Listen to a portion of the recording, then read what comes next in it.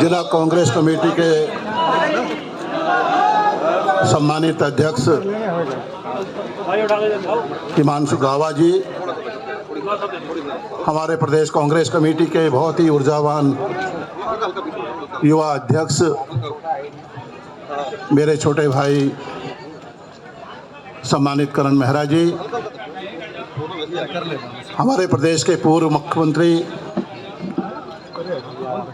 और बहुत ही वरिष्ठ नेता जिनका योगदान है उत्तराखंड के विकास में, आदरणीय हरीश रावत जी, हमारे नेता प्रतिपक्ष रहे, प्रदेश कांग्रेस कमेटी के अध्यक्ष रहे सम्मानित प्रीतम सिंह जी,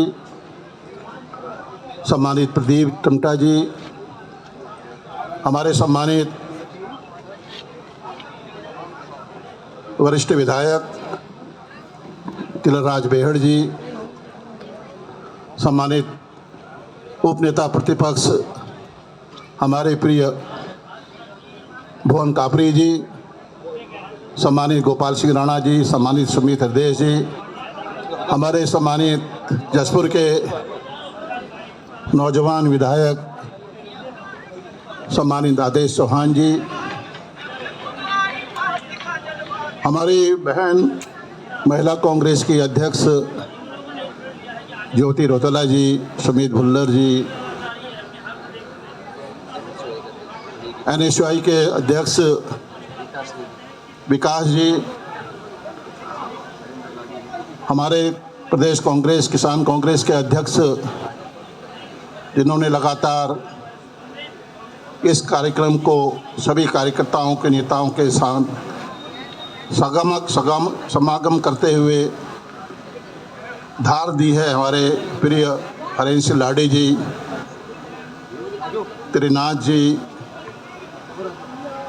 और मैं किन किन का नाम लूं, हमारे शहर कांग्रेस कमेटी के अध्यक्ष CP शर्मा जी, नैनीताल उधम सिंह नगर के मेरे सभी आदरणीय नेतागण, मैं सबको नाम से संबोधित नहीं कर पा रहा हूं, क्षमा चाहता हूं। हमारी सभी सम्मानिता बहनों, मेरे नौजवान दोस्तों और प्रिंट और इलेक्ट्रॉनिक मीडिया के मेरे सभी आदरणीय भाइयों बहनों, हमारे सम्मानित ललित फरसवाण जी भी मौजूद हैं, उनका भी स्वागत है। मैं आभारी हूं आप सबका, हृदय से आभार व्यक्त करना चाहता हूं, धन्यवाद देना चाहता हूं, आपको वंदन करना चाहता हूं, नमन करना चाहता हूं हजारों हजार कांग्रेस के साथियों का, कार्यकर्ताओं का, नेताओं का, जिन्होंने आज प्रदेश की निकम्मी सरकार को ललकारने का काम किया है, आईना दिखाने का काम किया है और सरकार को बता दिया है कि हम डरने वाले नहीं हैं। हम मजबूती के साथ भारतीय जनता पार्टी के कुशासन से मुक्ति दिलाने के लिए एकजुट होकर लड़ाई लड़ेंगे, यह आपने आज साबित कर दिया। इसके लिए मैं आपको बधाई धन्यवाद देना चाहता हूं। अभी नारा होता है अभी तो यह लड़ाई है, आगे और लड़ाई है, हम ये कहते हैं, अभी तो शुरुआत है, ये शुरुआत है। कांग्रेस का इतिहास भारतीय जनता पार्टी के नेताओं से बताना चाहता हूं। जंगे आजादी में कौन थे, आजादी की लड़ाई में कौन थे, जिन्होंने शहीद हो गए वो कौन थे, जिन्होंने स्वतंत्रता संग्राम के में भाग लिया वो लोग कौन थे? महात्मा गांधी, पंडित जवाहरलाल नेहरू जी, मौलाना अब्दुल कलाम साहब, बहुत सारे नाम, शहीद भगत सिंह, राजगुरु अशफाकुल्लाह खां, ये नाम थे जिन्होंने आज़ादी की जंग में लड़ा, देश को आज़ाद किया। और आज अक्सर कहते हैं, ये नारा है हमारे अध्यक्ष जी का, हम उनको दोहराते हैं, पहले लड़े थे इनका नारा है, पहले लड़े थे गोरों से, अब लड़ेंगे हम चोरों से। ये हमारा नारा है। और मैं कहना चाहता हूं भारतीय जनता पार्टी के सरकार से कहना चाहता हूं, नेताओं से कहना चाहता हूं, बाज आ जाओ, बाज आ जाओ। अगर हमारे कांग्रेस के कार्यकर्ताओं के साथ, हमारे नेताओं के साथ कोई जुल्म जाती हुई बर्दाश्त नहीं करेंगे, माफ नहीं करेंगे। और मैं यह भी कहना चाहता हूं यहाँ के अधिकारियों से, नैनीताल के उधम सिंह नगर के अधिकारियों से, प्रदेश के अधिकारियों से, सबकी सूची बना रहे हैं अध्यक्ष जी,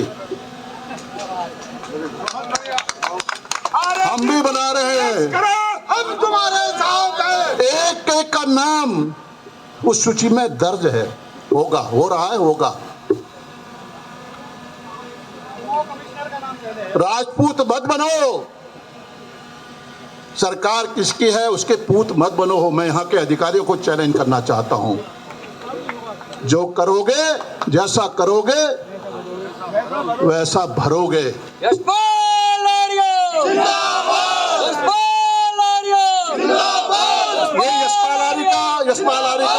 यशपाल आर्य का प्रदर्शन नहीं है, ये हमारा प्रदर्शन है, अध्यक्ष जी का प्रदर्शन है। हमारे वरिष्ठ नेता यहाँ पर आए हैं, प्रीतम सिंह जी आए हैं, आदरणीय हरीश रावत जी आए हैं, प्रदीप टमटा जी आए हैं, रंजीत रावत जी आए हैं, हमारे लोकसभा के प्रत्याशी, नौजवान होने प्रत्याशी हमारे नेता प्रकाश जोशी जी आए हैं। इस सब में सामूहिक रूप से आप लोगों ने एक अलग जगाने का काम किया है। एक हंकार भरी है, मैं शब्द नहीं है मेरे पास, अल्फाज नहीं है मेरे पास, किन शब्दों में आपको धन्यवाद दूं। लेकिन कहना चाहता हूं, यशपाल आर्य आपका सेवक है, किसी रेस में नहीं, किसी दौड़ में नहीं है। संकल्प है यशपाल आर्य का, हम सब का, 2027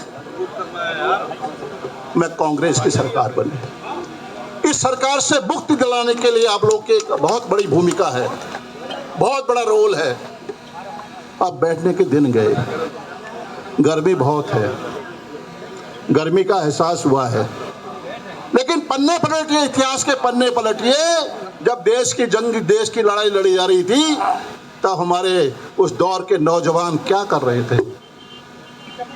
हम न आंधी, न तूफान, न बारिश, न सर्दी, न गर्मी हमारे सामने कोई मायने रखती है। हमारा नेता आदरणीय राहुल गांधी जी 4,500 करोड़ की यात्रा की है, उसने 4,500 किलोमीटर की यात्रा आसान था क्या? किस परिवार से आते हैं आदरणीय राहुल गांधी जी? वो शख्स अकेले चलता है, एक उसके अंदर जुनून होता है, कुछ करने का जज्बा होता है और आगे बढ़ता है। हजारों लाखों लोग उसके पीछे चले जाते हैं। सच की लड़ाई लड़ने वाला इंसान आज हमारा नेता है। हमें फक्र है अपने नेता पर, हमें फक्र है अपने नेता पर, जिसने दिखा दिया पूरे देश में। आज राहुल गांधी जी सर्वमान्य नेता के रूप में उभर कर आए हैं। ऐसे आगे, ऐसे विश्वास जीता है जनता का, गरीबों का, दलितों का, शोषितों का, वंचितों का, किसानों का, नौजवानों का, माताओं का, बहनों का विश्वास जीता है आदरणीय राहुल गांधी जी ने। हमें उनके पद चिन्हों पर चलना है। आज क्या है, हालात क्या है? अभी हमारे आदरणीय अध्यक्ष जी, आदरणीय हरीश रावत जी और पूर्व वक्ता कह रहे थे, क्या हालात हैं यहाँ के, क्या हो रहा बेटियों के साथ, महिलाओं के साथ। 5 साल की बच्ची के साथ अभी रेप की घटना भी सामने आई है। लगातार घटनाएं हो रही हैं, बलात्कार, गैंग रेप, हत्याएं, अपहरण, फिरौती। ये भारतीय जनता पार्टी सरकार की पहचान बन चुकी है। अब नंबर की लड़ाई हो रही है। नंबर 1 पे अपराधों के मामले में, महिला उत्पीड़न के मामले में राजधानी देहरादून नंबर 1 पर है। मैं नहीं कह रहा हूं, ये सरकार के आंकड़े हैं, गृह विभाग के आंकड़े हैं जो हमने मांगे हैं। गृह विभाग किसका है? सरकार के अधीन, माननीय मुख्यमंत्री के अधीन है। जो आंकड़े पेश किए हैं कि नंबर 1 पर देहरादून राजधानी, नंबर 2 पर हरिद्वार और तीसरे नंबर पर उधम सिंह नगर। क्या देखा है? बेहड़ जी कह रहे थे, बहुत कुछ कहा उन्होंने। हम उस लड़ाई में उनके साथ हैं, हम उस लड़ाई में उनके साथ थे, हम एकजुट थे। यहाँ की जमीनों को बेचने का काम, अगर प्रशासन के अधिकारी जब कब्जा दिलाएंगे, जमीनों पर कब्जा करेंगे, जमीनों को बेचेंगे, नदियों को बेचेंगे, नदियां बेच दी, दापका बेच दी, कोसी बेच दी, पूरा वन प्रभाग रामनगर ने पूरा कोसी नदी के किनारे पूरे जंगल को खत्म करके वहां पर खनन का काम करने का काम भारतीय जनता पार्टी के इशारे पर, सरकार के इशारे पर वहां का डीएफओ कर रहा है। सब चुप्पी साधे हुए हैं। अगर कोई, नदियां हमारी हैं, नदियां हमारी हैं, ये जंगल हमारे हैं, पानी हमारा है, और ये बाहर के आए हुए लोग, कोई दक्षिण भारत से आ रहा है, कोई गुजरात से आ रहा है, और यहाँ पर जंगलों को खरीद रहा है, जंगलों को कटान कर रहा है, नदियों को खोद रहा है। सारे ठेकेदार, बड़े बड़े जितने भी ठेकेदार हैं, बड़े बड़े जो योजनाएं हैं, जो परियोजनाएं हैं, जो उत्तराखंड में योजनाएं, केदारनाथ से लेकर टिहरी से लेकर जोशीमठ से लेकर जोशीमठ का अस्तित्व खतरे में है। वजह क्या है? वहाँ की सुरंग टनल बनी है, टनल ऐसे हाथों में दे दिया, वो भरभरा कर गिर रहा है जोशीमठ, इनकी करतूतों की वजह से अपने लोगों को फायदा देने के लिए। आपदा से पूरा प्रदेश जूझ रहा है, विस्थापन नहीं हो पा रहा है, नौजवानों के हाथ में काम नहीं है, पलायन कर रहे हैं, खेतों में रोजगार नहीं है, खेत में किसान अपने हक की लड़ाई लड़ रहा है। बाजपुर के 20 गांव के किसान, नौजवान, बुजुर्ग, हमारे व्यापारी, छोटा वर्ग, दुकानदार, 1 साल से ऊपर हो गया, 365 दिन से ज़्यादा हो चुके हैं।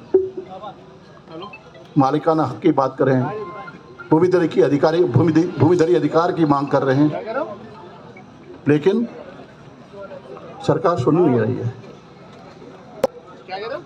मैं आपसे पूछना चाहता हूं, हम लड़ेंगे, मजबूती के साथ लड़ेंगे, एकजुट होकर लड़ेंगे, पूरी ताकत के साथ लड़ेंगे और हम जीतेंगे। तुम संघर्ष करो, हम तुम्हारे साथ हैं। आज बंगाली समुदाय के लिए प्रदेश के वरिष्ठ विधायक चुनौती देते हैं, शर्मनाक बयान देते हैं। सरकार कहीं न कहीं उनमें सहमति जताती है, सरकार की भूमिका उसमें शामिल, सरकार शामिल है उसमें। अगर किसी व्यक्ति ने, किसी विधायक ने गलत बयानबाजी की है तो सरकार को स्पष्टीकरण देना चाहिए था। बंगाली समाज के छात्रवृत्ति बंद कर दी है, अनुसूचित जाति समाज की छात्रवृत्ति बंद कर दी है। बंगाली समाज सुभाष चंद्र बोस कौन नहीं जानता, आज़ादी के दीवाने, आज़ादी के मत वाले, अपने प्राणों को उन्होंने निछावर कर दिया देश के लिए। आज उनकी विरासत पर उंगली उठाने वाले। ये सवाल करता हूं कि बंगाली समुदाय को सोच लेना चाहिए, कब तक इन पर भरोसा करोगे? चाहे लोकसभा का चुनाव हो, चाहे विधानसभा का चुनाव, पिछले चुनाव हो, भारतीय जनता पार्टी को भी बंगाली समाज ने भरपूर समर्थन दिया है, जिताने का काम किया है, और आखिर तिरस्कार, अपमान, बयान शर्मनाक, ये बर्दाश्त करना चाहिए? नहीं करना चाहिए, नहीं। कुछ लोग कह रहे हैं कि गलती हो गई, क्षमा मांगता हूं, ऐसे भी बयान देखे हैं, क्षमा मांग रहे कुछ लोग।